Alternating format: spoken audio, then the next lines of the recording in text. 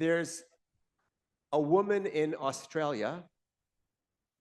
Her name is Bronnie Ware, and she has worked extensively in palliative care with people who are at the ends of their lives. And based on her conversations with people, looking back on their lives, she identified that there are 5 top regrets that people have when they're looking back on their lives, contemplating in a very real way their own mortality. And if I were to ask you, what do you think is the number one regret that people have? I'm not sure if you would come up with the number one regret that she identified. She said the number one regret that people have at the end of their lives is not being true to who they are. We regret at the end of our lives if we feel that our life has not been sufficiently true to who we are, and I might add, who we are meant to be. As she frames it, people often think, I wish I had had the courage to live a life true to myself and not the life that others expected of me. This is very powerful. I don't know if we have ever thought about it in such stark terms that we each have a strong need to live a life that is authentic to who we are, and not a life that is unduly a life of compromise in order to please the people around us. Now, you could look at this in a way that seems a little bit too self-pleasing. I want to make sure that my life reflects what I want to be doing rather than my obligations to other people.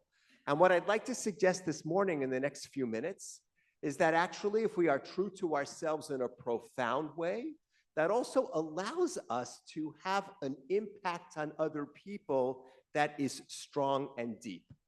So indeed, Jewish tradition emphasizes our obligations to other people. Tzedakah, which comes from the word tzedek, justice, reflects our obligations to help other people. We are supposed to live lives that are helpful and that are impactful.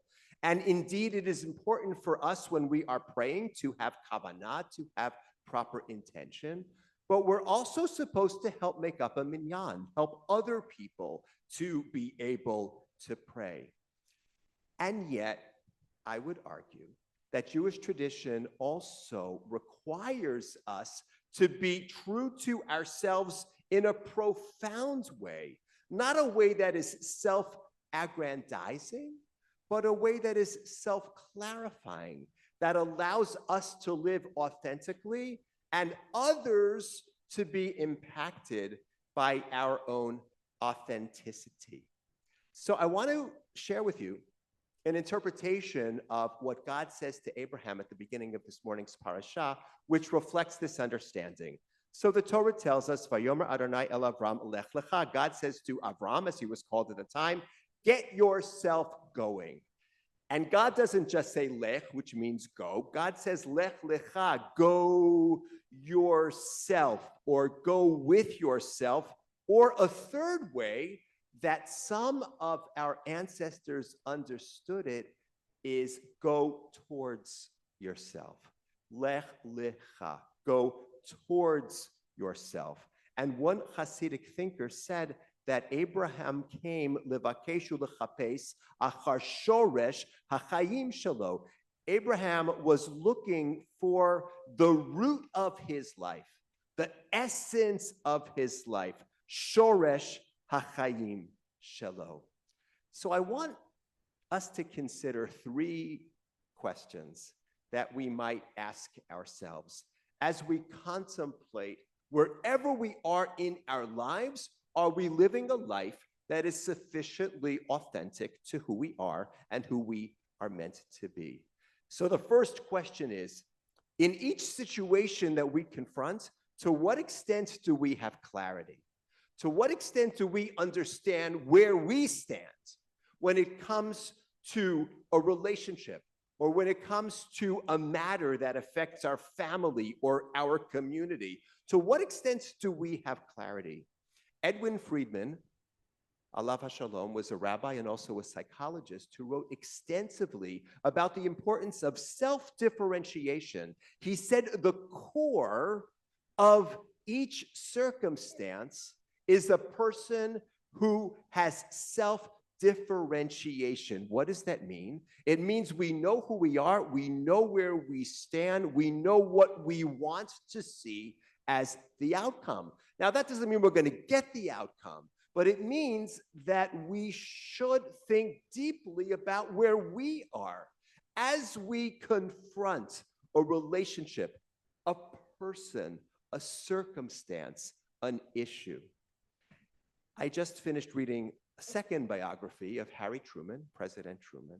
And one thing which was said about him was that he was self-differentiated as a person. He knew where he stood when it came to his relationship with his wife, when it came to his views on a whole variety of things. Not that he didn't change in terms of how he viewed things over the course of his lifetime, he did. But he was somebody who had a great strength of self-differentiation. And we know that he was called to the presidency at a time that required him to be able to think deeply and clearly about some of the most significant issues ever to face a world leader. Second question that I would encourage us to ask ourselves: what are we meant to contribute? What are we meant to be contributing to the world? Each of us, whoever we may be, whatever our cluster of talents and interests might be. So there was, in the 19th century, a Jewish leader known as the Netziv, and he was a brilliant scholar. And he described how when he was younger, he had a dream. And in the dream, he was asked the following question: where are your books? And in the dream, he didn't really know what the purpose of the question was. And so he said, what are you talking about? And he was asked, you are meant to write books in this world. Where are your books? Where are your works of scholarship? Now, it turns out, backstory, that he was encouraged to go into scholarship. He didn't really want to. He wanted to pursue some other field. And he had this dream as a way of telling him, wake up. You are meant to do a certain thing with your life. You are meant to leave, in his case, a lasting legacy of scholarship. So I ask us to think about that question. What are we meant to contribute? And are we, in fact, on that path? Or have we pursued other paths that don't allow us to make our deep existential contribution to the surrounding contexts in our lives?